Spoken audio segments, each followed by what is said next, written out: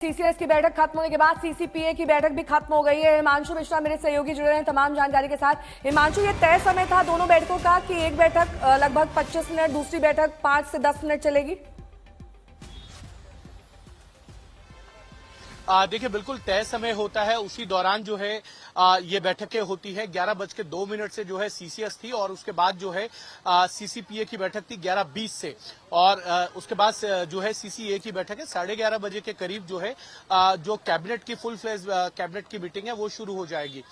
तो अब ये मान के चल सकते हैं कि सीसीए भी जो है वो खत्म हो गई होगी, क्योंकि सीसीएस और सीसीपीए के जो फैसले हैं, चाहे वो अर्थ क्षेत्र से जुड़े हों, यानी देश की अर्थव्यवस्था से जुड़े फैसले हैं या कोई डेवलपमेंटल प्रोजेक्ट के फैसले हैं, उनके ऊपर मोहर लगने के बाद जो है कैबिनेट की बैठक जो है वो शुरू हो गई है। और कैबिनेट की बैठक में ये माना जा सकता है कि जो आतंकी हमले में मारे गए लोग हैं उनको श्रद्धांजलि दी जाए और एक प्रस्ताव जो है वो आतंकवाद के खिलाफ जो है वो पास किया जा सकता है, ऐसा हमारे सूत्रों का कहना है। लेकिन देखना यह है कि इन जो पहली 3 बैठकें हुई हैं इनमें कौन से फैसले हुए हैं, क्योंकि इतना जरूर है कि आतंकवाद की जो घटना पहलगाम में हुई जिसमें 26 लोग मारे गए हैं, उन आतंकियों को जवाब देना, उनके सरगनाओं को क्या जवाब देना है, इसकी तैयारी हो चुकी है। अब कब देना है ये तय किया जाना है। इसकी भी खुली छूट जो है वो सेना को दी जा चुकी है कि आप तय कीजिए किस तरीके से देना है, कौन से टारगेट होंगे, किस समय पे देना है, किस तारीख को देना है, खुली छूट है। लेकिन कैबिनेट के अंदर एक अप्रूवल होना होता है, सीसीएस का, सीसीपीए का और सीसीईए का। वो अप्रूवल्स देने की जो प्रक्रिया है वो पूरी हो चुकी है। अब सेना को तय करना है उनको कब जो है सैन्य कार्रवाई करनी है उन ठिकानों पे जहां आतंकी रहते हैं या उनके सरगना रहते हैं, जहां उनकी ट्रेनिंग चलती है। ये सब चीजें जो है अब सेना को तय करनी है। लेकिन इतना जरूर 2016 के अंदर जब सर्जिकल स्ट्राइक हुई थी तो सर्जिकल स्ट्राइक जितनी देर चली, प्रधानमंत्री नरेंद्र मोदी जो है खुद रक्षा मंत्रालय में मौजूद थे। वो कैमरों जो लेके गए थे जवान, उन कैमरों की फुटेज देखते रहे और जब तक एक एक जवान इंडिया में सुरक्षित वापस नहीं आ गया तब तक प्रधानमंत्री नरेंद्र मोदी जो है वो रक्षा मंत्रालय में मौजूद रहे थे। ऑपरेशन सक्सेस होने के बाद ही उन्होंने रक्षा मंत्रालय को छोड़ा था।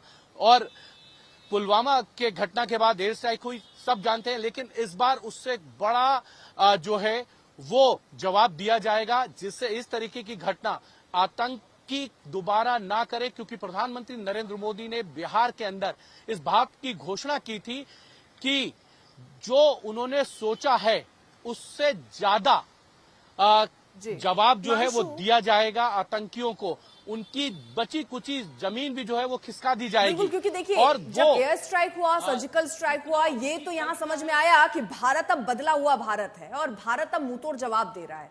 और डर पैदा करने की जो बात थी कि आतंकी डर जाए, पाकिस्तान डर जाए, ये सर्जिकल स्ट्राइक और एयर स्ट्राइक में दिखाया गया, किया गया। लेकिन वो डर दिखा नहीं है। आतंकवाद अभी भी वो पाल पोस रहा है पाकिस्तान, और रह रहकर यहां पर हमले भी करवा रहा है।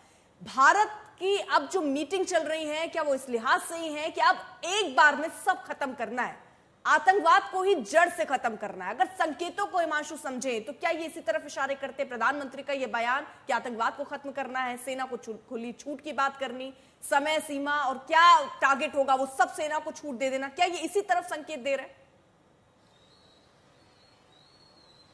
देखिए, बिल्कुल संकेत साफ है। कल जो हमारे सूत्रों के हवाले से हमको खबर मिली थी, प्रधानमंत्री नरेंद्र मोदी ने हाई लेवल जो मीटिंग थी उसमें साफ कह दिया था कि सेना को खुली छूट है, कहां टारगेट करना है, किस तरीके से करना है, किस तारीख करना है, किस समय करना है, ये सेना के ऊपर है। सेना की जो पेशेवर ताकत है उसको हम सब जानते हैं। आतंकवाद का करारा जवाब देना जो है वो दृढ़ राष्ट्रीय संकल्प है।